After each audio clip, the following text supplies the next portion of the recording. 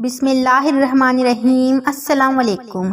نبی کریم صلی اللہ علیہ وسلم اس دنیا سے پردہ فرمانے کا وقت جب آیا، اس وقت آپ صلی اللہ علیہ وسلم کو شدید بخار تھا۔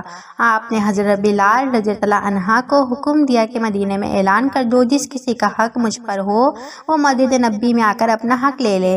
مدینے کے لوگوں نے یہ اعلان سنا تو ان کی آنکھوں میں آنسو اور مدینے میں کہرام مچ گیا۔ سارے لوگ مسجد نبی میں جمع ہو گئے۔ صحابہ کرام رضوان اللہ کی آنکھوں میں آنسو تھے، دل بے چین و بے قرار تھا۔ پھر نبی کریم صلی اللہ علیہ وسلم تشریف لائے۔ آپ کو اس قدر تیز بخار تھا کہ آپ کا چہرہ مبارک سرخ ہوا جا رہا تھا۔ نبی کریم صلی اللہ علیہ وسلم نے فرمایا، اے میرے ساتھیوں، تمہارا اگر کوئی حق مجھ پہ باقی رہ گیا ہو مجھ سے آج ہی لے لو۔ میں نہیں چاہتا میں اپنے رب سے قیامت میں اس حال میں ملوں کہ کسی شخص کا حق مجھ پہ باقی رہ گیا ہو۔ یہ سن کر صحابہ کرام رضوان اللہ کا دل تڑپ اٹھا۔ مسجد نبی میں آنسو کا ایک سیلاب بہہ پڑا۔ صحابہ رو رہے تھے لیکن زبان خاموش تھی کہ اب ہمارا آقا ہمارا ساتھ چھوڑ کر جا رہے ہیں۔ اپنے اصحاب کی حالت دیکھ کے فرمایا، اے لوگو، ہر جاندار کو موت کا مزہ چکھنا ہے۔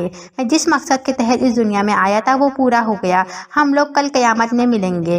ایک صحابی کھڑے ہوئے، روایتوں میں ان کا نام عکاشہ آتا ہے، عرض کیا، یا رسول اللہ صلی اللہ علیہ وسلم، میرا حق آپ پر باقی ہے۔ آپ جب جنگ احد کے لیے تشریف لے جا رہے تھے تو آپ کا کوڑا میری پیٹھ پہ لگ گیا تھا، میں اس کا بدلہ لینا چاہتا ہوں۔ یہ سن کر حضرت عمر رضی اللہ عنہ کھڑے ہو گئے اور کہا کہ تم نبی کریم صلی اللہ علیہ وسلم سے بدلہ لوگے؟ کیا تم نہیں دیکھتے آپ صلی اللہ علیہ وسلم بیمار ہیں؟ اگر بدلہ لینا نہیں چاہتے ہو مجھے کوڑا مار لو، لیکن نبی کریم صلی اللہ علیہ وسلم سے بدلہ نہ لو۔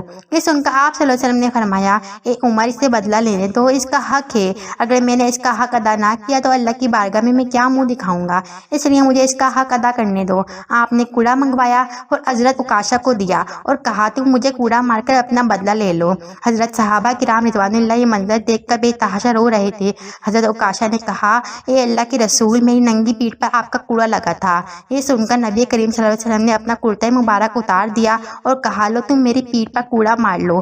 حضرت عکاشہ نے جب اللہ کے رسول صلی اللہ علیہ وسلم کی پیٹھ مبارک کو دیکھا، کوڑا چھوڑ کر جلدی سے آپ صلی اللہ علیہ وسلم کی پیٹھ مبارک کو چوم لیا اور کہا، یا رسول اللہ صلی اللہ علیہ وسلم، میری کیا مجال، میں آپ کا کوڑا ماروں؟ میں تو یہ چاہتا تھا آپ کی مبارک پیٹھ پر لگی مہر کو چوم کر جنت کا حقدار بن جاؤں۔ یہ سن کر آپ صلی اللہ علیہ وسلم مسکرائے اور فرمایا، تم نے جنت واجب کر لی۔ سبحان اللہ۔ السلام علیکم۔